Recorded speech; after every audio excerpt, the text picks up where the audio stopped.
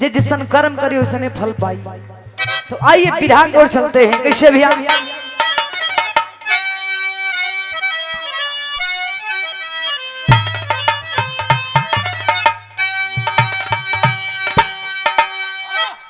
कर्म जैसा किया फल वैसा मिला, खुदा का खुदाई का दस्तूर है।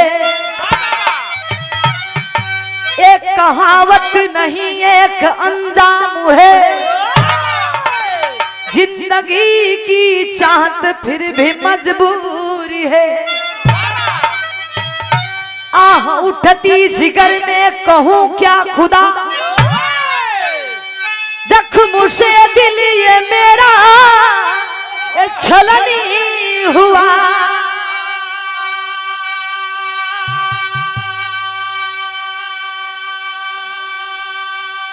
जहर बन गई वो जवा जिंदगी है, बिलखती कलम आज देती दुआ।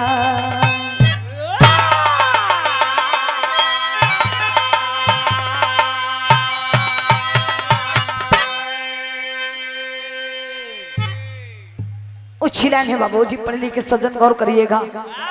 कर्म जैसा किया फल वैसा मिला, ऐ खुदा का खुदाई का दस्तूर है।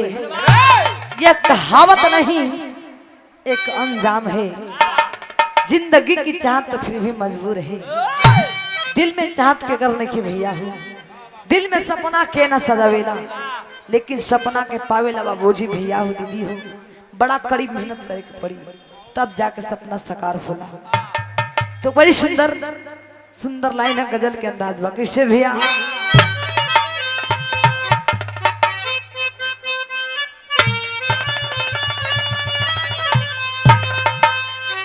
इशारा है ओ हीरोइन अपना हीरो से कहे, का कहे?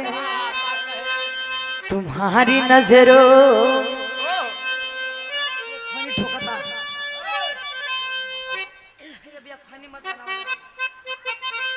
खैनी कोई बनाओ था, खैनी से बड़ा एलर्जी है।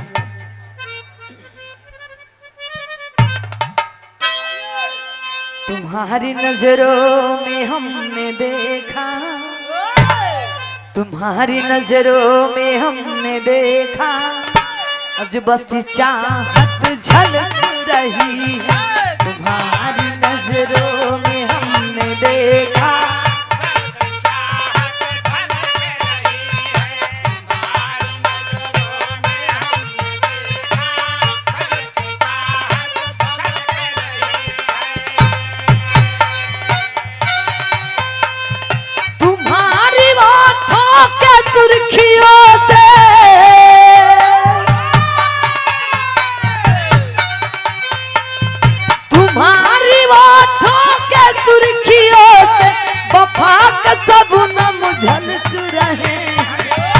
तुम्हारी नजरों में हमने देखा, आज बस चाहत झलक रही है। तुम्हारी नजरों में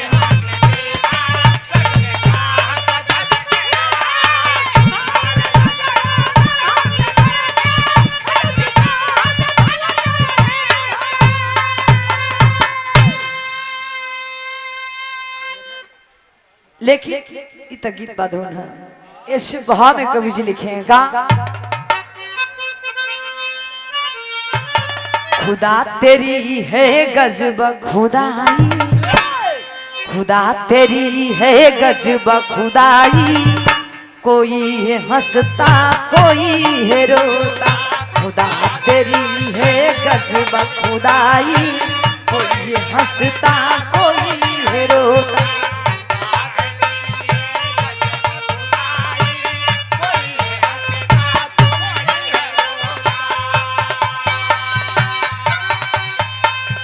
किसी का कुत्ता मक्खन है खाता,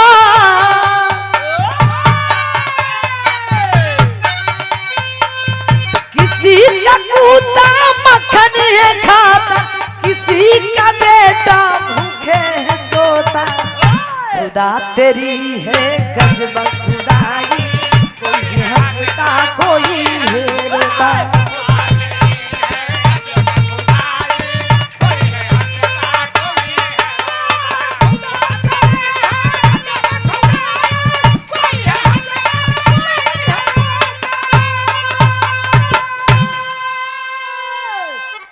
कहानी कब के बा कैसन बा और कहवा क्या बाबूजी बिरहा का स्टार्ट एजिट से हो गई।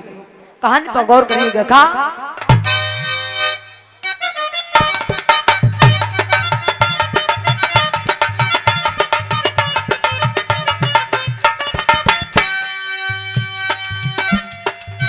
बुरा कर्म किया रो बुरा ही परिणाम होगा।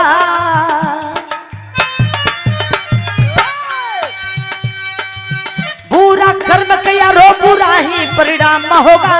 न मानो करके देखो ऐसा ही अंजाम होगा।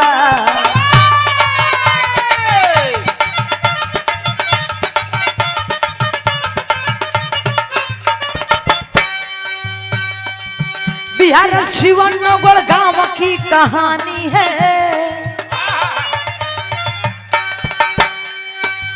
बिहार शिवनगढ़ गांव की कहानी है। सोहन सरता संतू राम की निशानी है।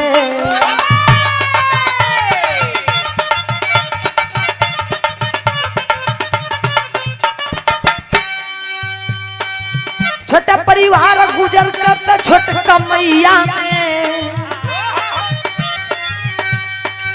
छोटा परिवार गुजर करता छोट कमैया में। छोटी सी जिंदगी बितावे राम रैया में।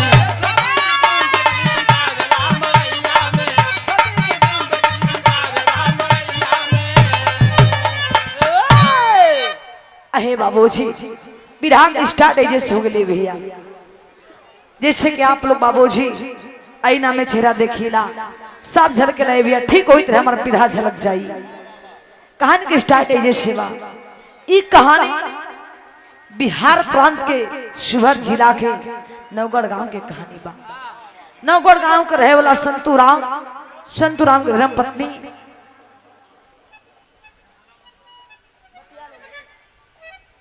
गार्जियन मंच पर आप पहले लोग बतियाई तो पब्लिक जनता का। अहे बाबू शिवहर जिला के नवगढ़ गांव के रहे वाला बाबू हो संतूराम। और संतूराम के परिवार में संतूराम का पत्नी बाड़ी। संतूराम के एगो बेटा और एगो बेटी बहू। बेटा का नाम सोहन बतावल गई, बेटी का नाम सरिता बतावल गई। घर में हम दो हमारे दो के नारा बा यानी 4 परिवार हो गए। जितना में हन बाबू ठीक ठाक हो गए। एक दिन संतूराम के दुल्हनी भैया हो सब्जी लेवे खातिर बाजार भेजली। बार संतूराम चलन बाजार करे तो हवा के बिरहा में तन का धुन लगल हो।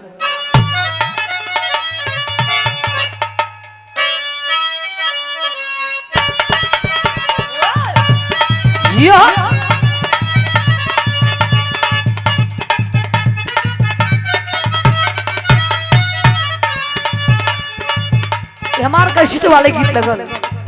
का बोले भैया कौनो भौजाई देवर के समझावत रही। बड़ा सुपर डुपर गीत बजल। का दूसरा के थाती देख के काहे होला बेहाल। भौजाई समझावत रही ए देवर से ए हीरो।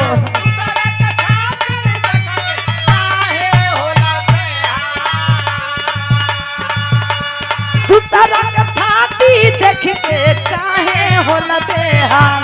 तोहरों के दी है विधाता रखिया हो संभाल।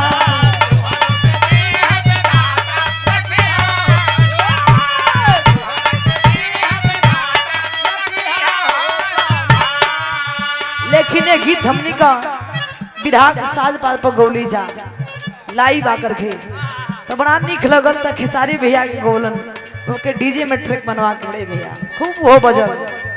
तो अपना माध्यम से डिक्चा पर से टिक गइल। का गौलन भैया कट गइले बिजुली सखिया तो सट गइले राजा जी हम।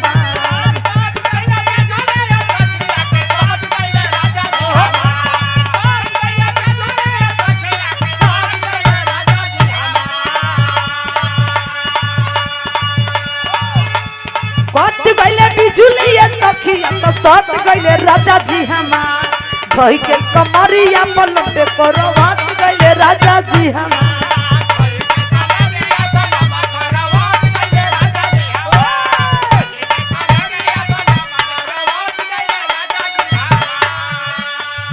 रहा और चलते हैं।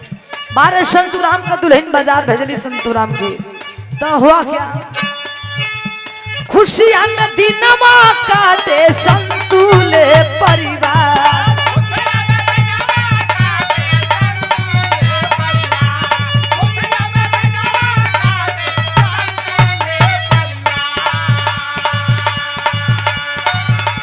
खुशियां में दिनमा काटे संतुले परिवार, बिगड़ समैया एक दिन गईले ऊ बाजार, बिगड़ समैया एक दिन।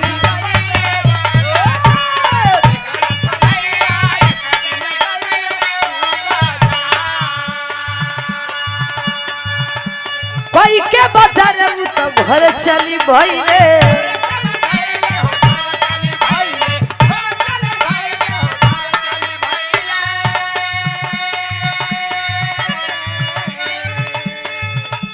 रहिया में भारी एक्सीडेंट हो गईले,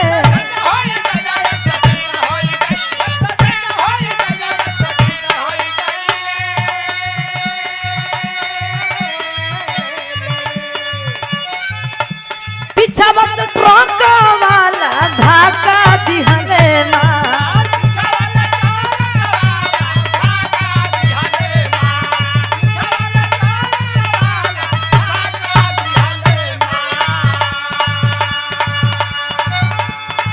वक्त ट्रक वाला धक्का दिहले मां, बिगड़ समैया एक दिन गईले ऊ बाजार।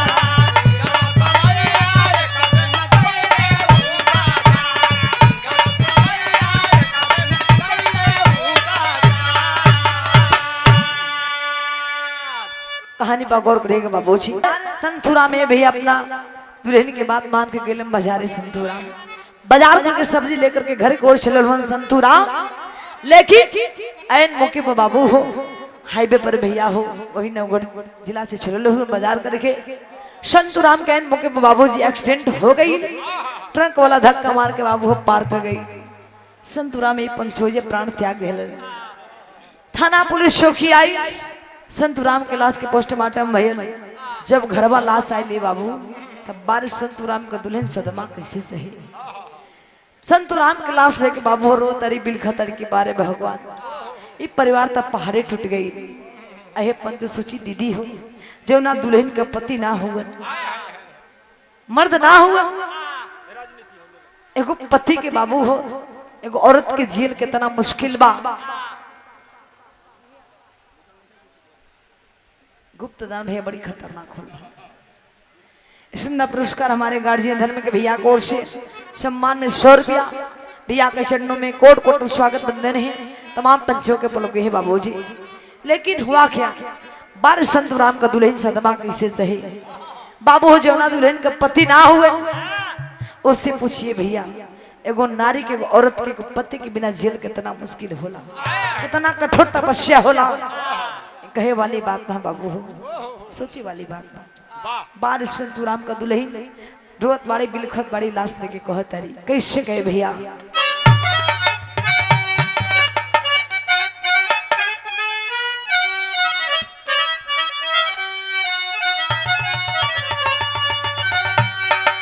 रे रोवा ताड़ी पिटी पी छतियानु हो, बरसे आँखिया से लो,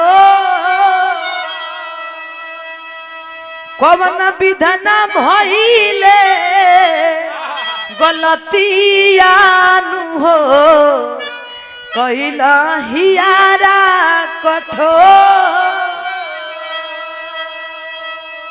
रोवेले सोहना सरिता नजर भी लखाई,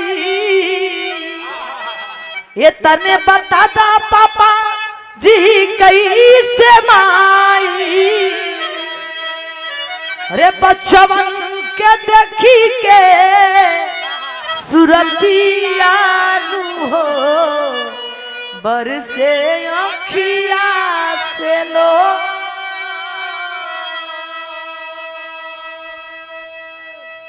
अहे बाबू हुआ क्या, बार संतुराम को धुने ने भैया दीदी हो सदमा सही की। कहे वाली बात ना बाबूजी, गांव घर के लोग सब तमना देत हवन कि तार होला तोर पति जिंदा तना हो जी। सब लोग मिलकर बाबू हो संत राम के लाश के लोग दाह संस्कार कैलन। लेकिन कुछ दिन समय बीतल, बारे मजबूरी बारे गरीबी, लोग कहलन भैया हो मजबूरी लोग का ना कर देला। संत राम के दुल्हन मजबूर हो करके पड़ोस के घर में लगली चौका बर्तन के काम करे लगली, अपना बेटा बेटी के पालन पोषण करे लगली। बाबू हो दुबत के रोटी मिले लागल। धीरे धीरे साल बीतल, कुछ दिन बीतल। समय अनुसार भैया जब सविता और सोहन जब तनिका बड़ भइलन तो सोहन के चिंता हो खेला गल कि अब हमरा कमाए जाए के चाहिए बाहर बेटवा। अहे बाबू सोहन गेलन कमाए खातिर बहरा। कहाँ गइलन? बम्बई में बाबू हो। लोग कहले भैया दीदी हो बम्बे पैसा वालों के शहर है गार्जियन। जब वहां गइलन तो हुआ क्या, काम के तलाश में दर दर भटकत हवन, कोई काम ना मिलत है। आखिर नाबालिग लड़का के नौकरी दी त दी के बारिश शहर गइलन तो होका गेल, गीत का भाव बदल गई।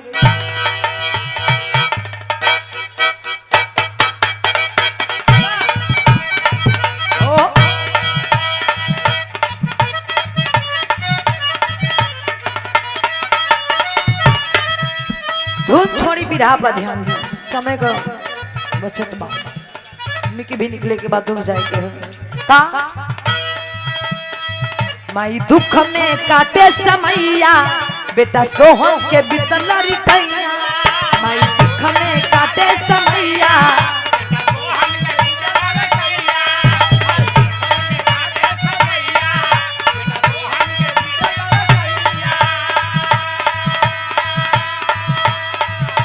भइल सयाना सोहन बेटवा बम्बे कैल पयनवा।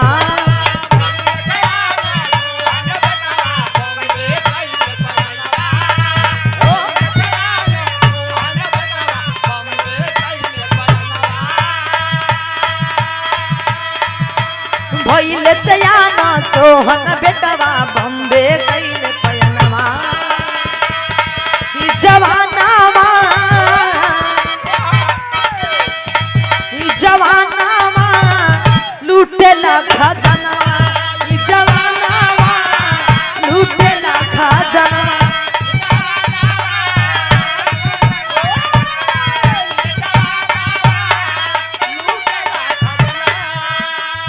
बारह सोहन बेटाए बाबू बम्बे गइलन।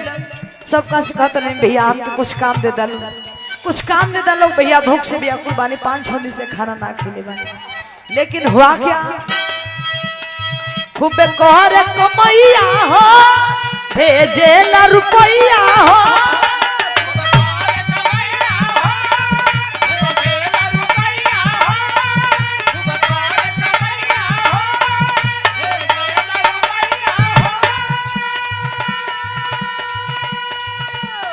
संतू के घर में दिन बहुरल, घरवा में बुढ़िया मैया हो। चोरी करत पकड़ल गईले गईले जेलू खनवा। चोरी करत पकड़ल गईले गईले जेलू खनवा।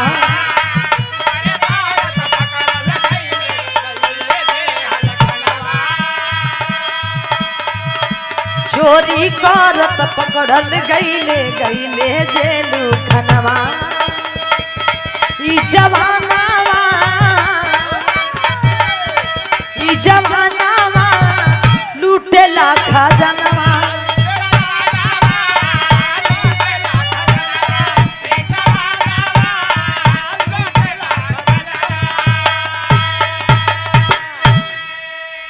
अहे बाबू हुआ क्या, बारह सोहन बेटवा पंच बम्बे गइलन। लेकिन काम के तलाश में दर दर के ठोकर खात हन बाबू हो। एक दिन लॉटरी लगल, देखे काम ना मिलल तो कोई संगत भेटा गई सोहन का बाबू हो।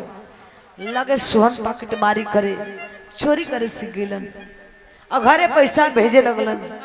चिट्ठी भेजलन कि माई हम बड़ा बढ़िया रुपया कमाता, नहीं गरीबी दूर हो जाई, सरता बहनिया का शादी बढ़िया घर में हो जाई, चिंता मत करिए माई। अहे बाबू घर के लोग माई बेटी बड़ा खुश है कि लगत हमने गरीबी दूर हो जाई। बार सोहन यह बाबू लेकिन एक दिन चोरी करत खान सोने भैया पकड़ा गिलन। जब पुलिस पकड़ लेलस ले जाके हवालात में बंद कर दिए बाबू हो। घर चिट्ठी फोन पैसा आवल गल बंद हो गई। इन्हें माई बेटी लाचार हो गई। गांव घर के लोग कहते बस कर मैं गांव का कर्जा खा के बैठल हूँ। तुम्हारे बेटा 4 साल से आवते ना अभी ना जाने तुम्हारे बेटा सोहन कहिया आई आ तो कहिया कर्जा सब कर भरबो। 12 मतारी बेटी ये बाबू गांव घर में सब कस कर ये ब्याज भर के भोजन दे देता। हमार बेटवा सोहन पैसा भेजी एक एक पाई हम चुकता कर दे। हम 12 विधवा मतारी असियान लड़की है बाबू। गांव घर के लोग तना कसत हुए और लोग कैसे कसे तना विधा में लगल गीत का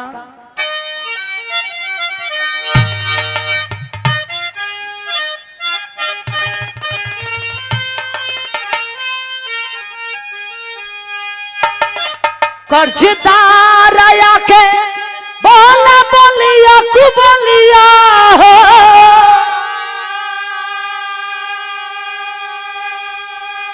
कर्जदार आया के बोला बोलिया कु बोलिया हो कि दुआरे देवे लगलिया हो कि हो रम माई बेटी कैली ना पर है जा धैली बम्बे के गड़िया किया हो रम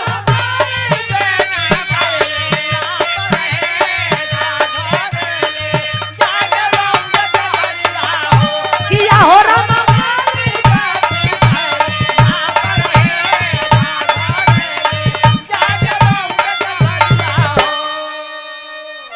12 मतारी बेटी बाबू हो।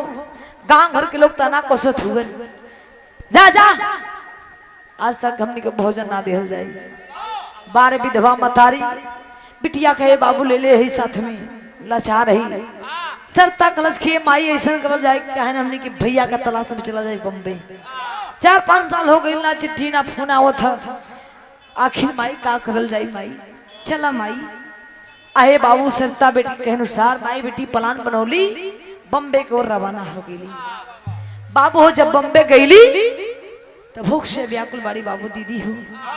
2 सूखल रोटी ले ले आई।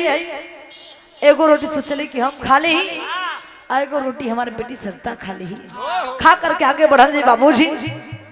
12 माई बेटी है पंचो सोचले कि बैठ के खा ले तब तक ये बाबू को चोर और बुढ़िया माई के गठरिया पर भैया हो लालची नजर से निगाहे से डिठ गड़ोले बा कब बुढ़िया कहने नजर होके पलखत पाई झपट्टा लेके मार के भाग चली। 12 चोरवा का नियत देखे बुढ़िया माई ये बाबू सोचले कि गठरी खोली तनी का पानी पी ली। तब तक हुआ क्या तनी विदेशिया के भाव लगला फरमाइश भिखारी ठाकुर जी के विदेशिया कहना बाका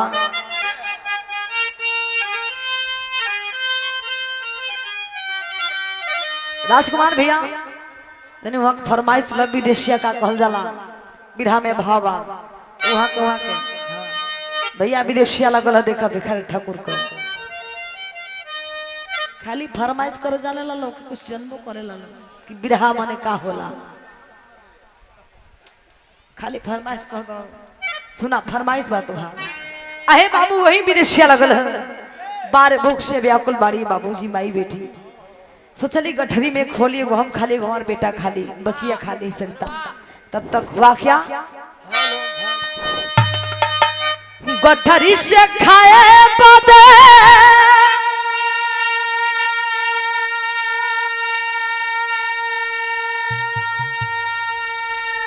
माई कुछ नहीं कला लियो छोरा बाबू चटा छिनी लिहले गठरिया छतिया पीटत माई कैली चोर के पीछावा हो भाग गईले चोरा ट्रेन में कटली मातारिया।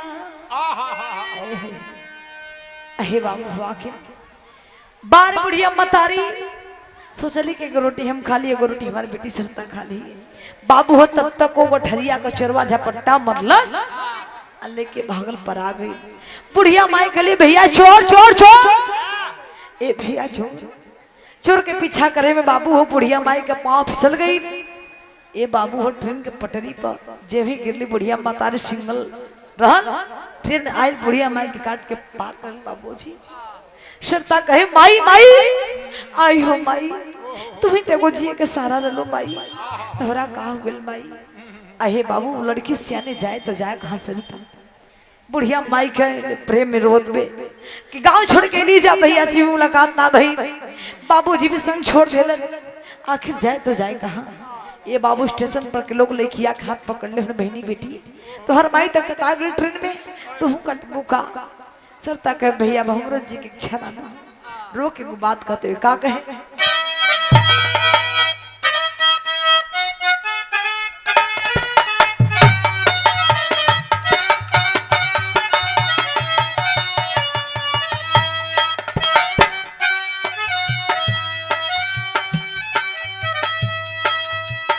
सरिता बीटा हिनिया रोवे। हेलो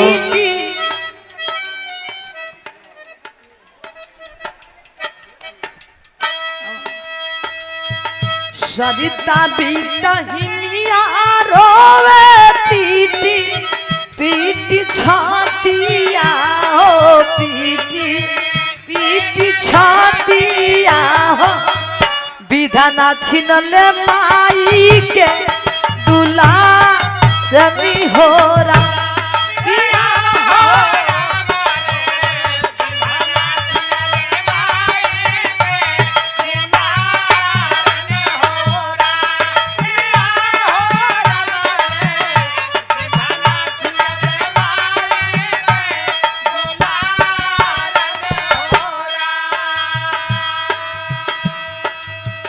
छूटली नगरिया छूटल छोटा का बिरानावा हो छोटा का बिरानावा हो। विधाना छिनले माई के दुलारनी हो।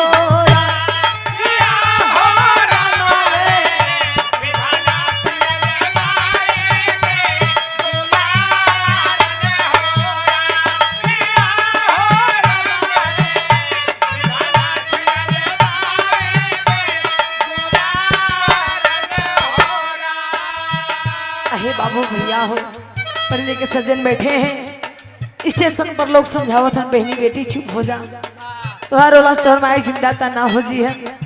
अहे बाबू पुलिस साइन बुढ़िया माई क्लास का पोस्टमार्टम भयल लड़की चलता बिलखत पे कि आखिर जाए तो जाए कहाँ।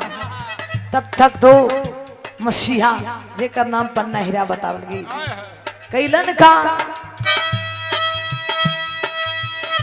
पाना हीरा लेके गईले सारी ताक सांगवा हो सारी ताक सांगवा हो। ओही जे बाड़ पीराना तोहारनी हो किया हो रमले।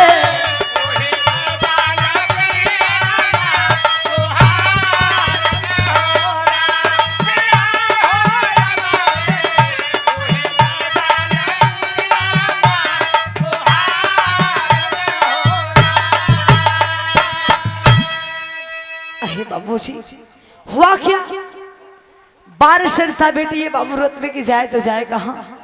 तब तक दो नौजवान जेकर नाम पन्ना हीरा बता लो भैया हो। पन्ना हीरा नाम के लड़का लगे पूछे कि बहनी चुप हो जा रो मत, तुम्हार भाई का नाम बा कहाँ करे वाला हुए सही सही पता बतावा तोहर भाई का हमके खोजल जाई। बारे पन्ना हीरा पूछलन सत्तापुरी पता बतौली के भैया हम शिवहर जिला के नवगढ़ गांव का रहे वाला बानी, बिहार से बानी। हमार भैया ही बम्बे में घोड़बंदर गांव में नौकरी करेलन। बस हमारा भैया ने मुलाकात हो जाए भैया आप लोग के साथ जिंदगी भर ना भूलाई। बारे पन्ना हीरा दोनों नौजवान ये बाबू लड़किया के लेके चल देलन कि चला बहनी अरे वही नौगढ़ वाला सोन के बात करे ताड़ू वो हमने के दोस्त हवन मित्र हुवन समझा तोहर भाई से भेंट हो गई। बाबूजी बहनिया के दिल में बड़ा खुशी मिल के लगत हमारे भैया से भेंट हो जाई मुलाकात हो जाई। आगे आगे पन्ना हिरा, पीछे से लड़की सरता चल दे रही। दिल में आस ले बाड़े के हमार भैया कब हन और हमरा के कब ले जइहन। अहे बाबू ले जाकर के पन्ना हिरा घना घोर जंगल में वो घर में लोग बैठा देलन। कहलन बहनी बैठा भैया तो और शाम के यह नहीं जे पार्टी संगे होला, भोजन होला संगे, तार भैया से मुलाकात हो जाई। 12 लड़की सरता विश्वास कर गई। अहे बाबू सरता विश्वास कर गई। बाबूजी तब तक हुआ क्या, बिरहा बड़ा सुंदर पारंपरिक गीत लगल है।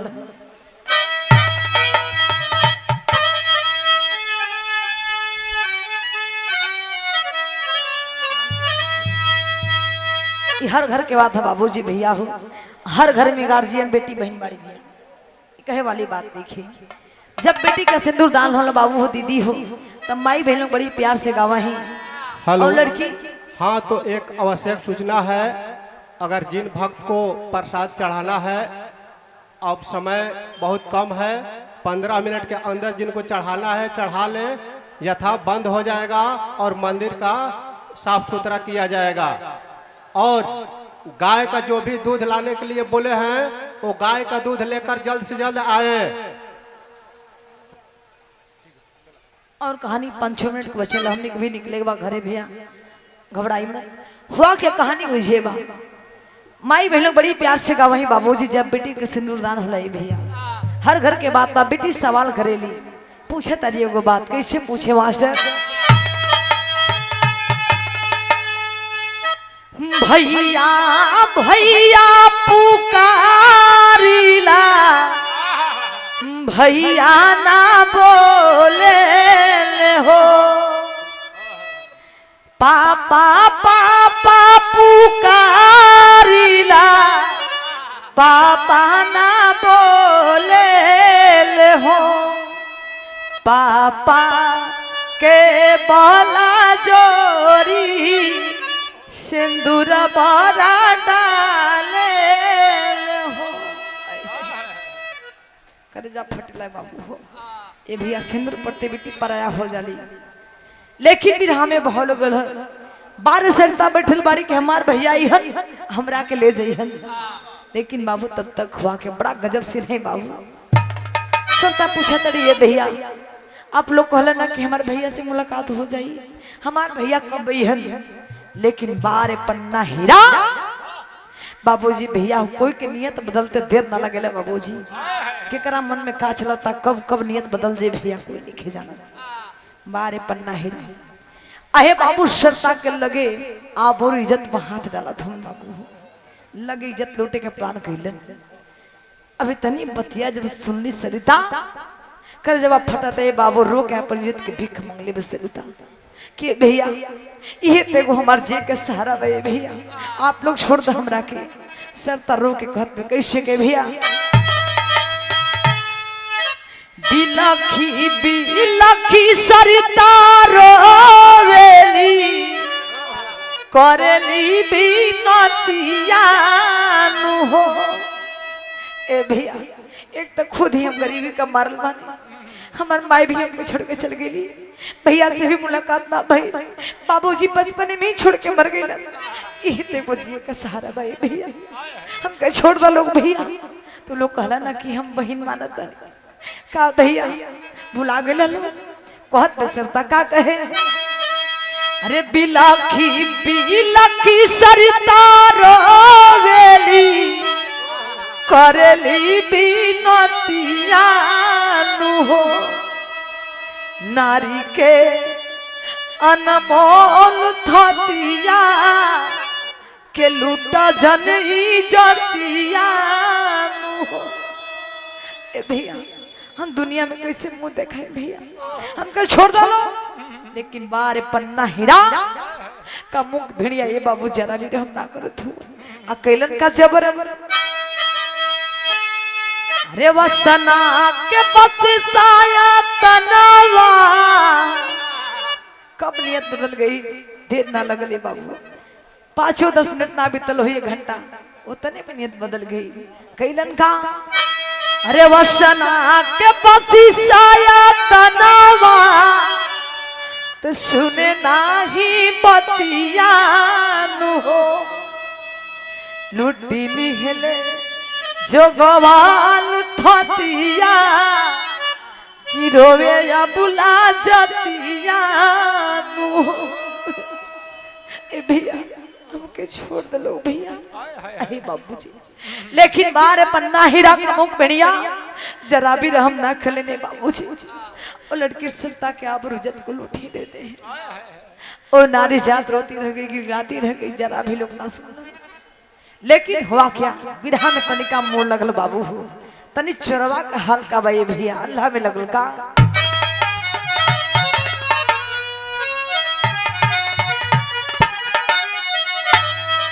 धन रे विधाता कई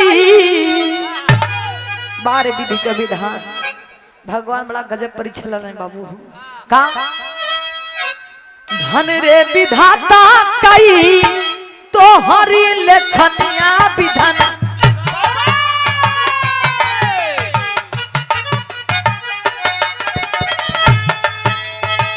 गजबा विधाता तू ता लिखा लीला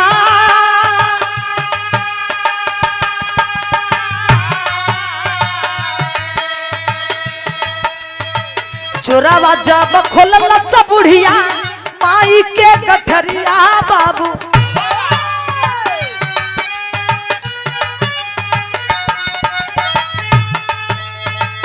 ओही में चिट्ठी एक मिलल हो या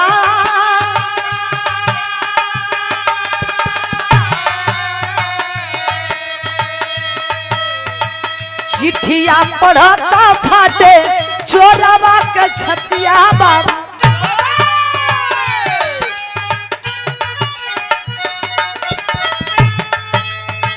झारा झारा आँखिया से आंसू बहे धार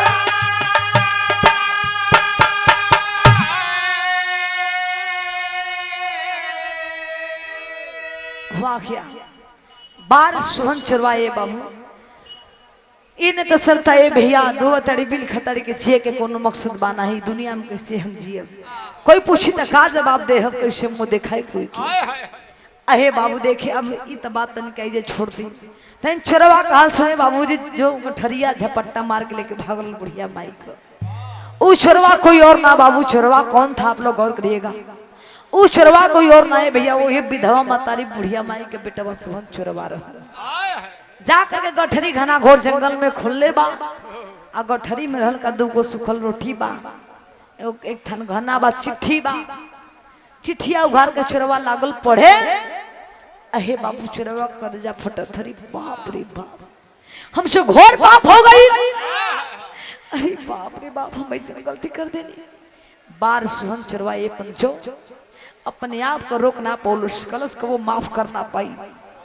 पहुंचले बाबू स्टेशन जाकर के भिंडर वाला व्यक्ति दुकान वाला जो रहने भैया लगे पूछे के भैया जो लड़की रही बुढ़िया मारी ले कोई देखला सका लोग तू का पूछा तारा दूगो लड़का पन्ना हीरा नाम के लगी लड़किया के भाई से मिलावे खातिर लड़किया के भाई के नाम सोहन रहा।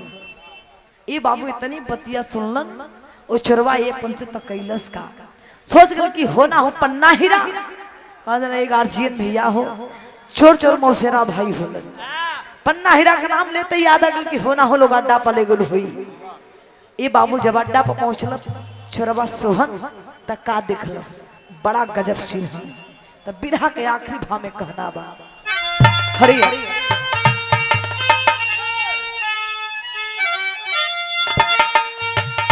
हरे पहिनी तेज दिहली परनमा लगा के फंसिया त सोहन रोवे ला पहिनिया के धके लसिया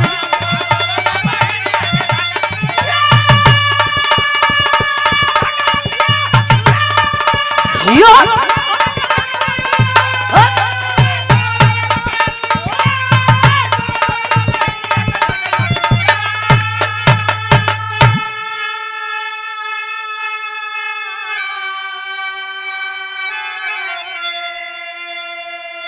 देख दशा बहन का सोहन नहीं किया बर्दाश्त हो ठनक गया उस लालू का माथा हो गया हो सुहवास हो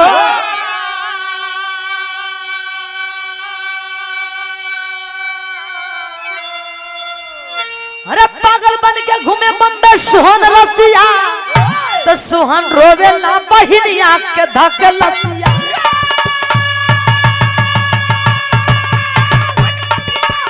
यो सर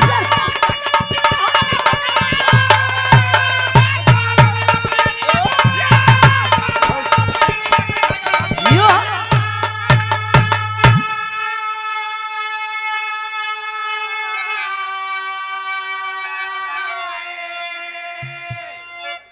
अहे बाबू हुआ क्या विधायक आखिर सिंह बाबूजी बारे सोहन चरवाए बाबू जब वहां पहुंचल कहा कि जहाँ की पन्ना हीरा अड्डा पर गोल हुए, जब वहां गलन दरवाजा खोल के देखे सोहन का देखा नहीं बाबू, बड़ा गजब सीन है बहनिया। पंखे से बाबूजी अपन दुपट्टा लगा करके फांसी लगा के अपन प्राण त्याग दे बाबू, कपड़ा फटल बा नंग दिखत बा, बारे भाई के करेजा बाल चोरबा सोहन अपने आप के बाबू बर्दाश्त करना पोलन, तनवा पले भैया कुर्तवा फाड़ के बहनिया के तुरंत उतार के चट तनवा पर ढक देल। अशरता के टक निहार ही नहीं रहे बाबू, एक टक चेहरा देखो थुगन देखी देखी में सोहन के माथा क्रिक हो गई, पागल हो गए सोहन। आज भी बाबूजी पागल सोहन जिंदा होने भैया, पागल बन के बम्बे के गली में दर दर के ठोकरे खाते हैं बाबूजी। आप लोग कुछ शकतनी कहानी हम जननी कैसी, एक लाइन में झूठ ना एक लाइन में कपुल बात ना भैया। आप लोग बिरहा मुकाबला बी गंगा चैनल पर देखत रही भैया, हमने का बिहार से कलाकार चुन के गए रही जा, कंपनी सारा व्यवस्था दिले रहे लोग, मुकेश अंबानी भी आए रहे भैया, बड़ा प्यार से मान दिया हम कलाकार को। अक्षरा दीदी खेसारी भैया पवन भैया नहीं रहो भैया, सब कलाकार के कई जगह व्यवस्था रहा, बड़ा अच्छा लगे। हमने कहीं चला भाई बिहार से आए ले जाता एक दिन बाहर तक चाय पानी हवा ले ली जा, ए भैया गली जा बाहर चाय पिए खातिर बाबूजी बार वही पागल सोहन कबो लड़की का सार झूठ देखे कबो रोए कबो हंसे। बाबू हमने कहे बारे भगवान ये पागल आदमी के बड़ा गजब जिंदगी है प्रभु तू ही बनावे ना। इतने बात हमने के कह के जाए जा कहा बाबू हो, और शायद दुकान वाले व्यक्ति डांट बोला ए बेटी, अरे बिटिया ये पगला का कहानी जनबू तोहर करजा फटी, ये पगला आज ना पागल भइल बा, ये मजबूरी गरीबी बनौले बा पागल।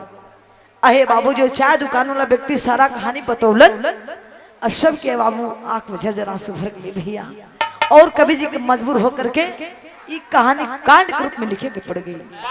आज भी पागल सोहन जिंदा हुआ, बम्बे के गली में रद्द के ठुकरे खात होने भैया। कहे के मतलब निष्कर्ष कहानी का कि बुरा कर्म के बुरा नतीजा, ना मानो तो कर देखो, जिसने जिसने किया है यार उसका उसका घर देखो, यही सच्चाई बाबूजी। तो आप लोग ऑडियो वीडियो अगर हमारे बिरहा देखल चाहत पानी तो बस कुछ नहीं के करे के, आप लोग मोबाइल खोला यूट्यूब चैनल खोल करके बस चाहे गूगल में खोल के बोला कि लक्ष्मी प्रदर्शी का बिरहा ऑडियो वीडियो तमाम बिरहा गोले बने भैया। आप लोग भी गंगा चैनल से लेकर के सारा प्रोग्राम आप लोग देख सकते नहीं चैनल पर, और हमारे भी चैनल बा प्रियदर्शी म्यूजिक चैनल, तो आप लोग हमारे चैनल के भी आगे बढ़ाई, आप लोग प्यार दुलार दे। तो आखिरी भाव में कहना बाका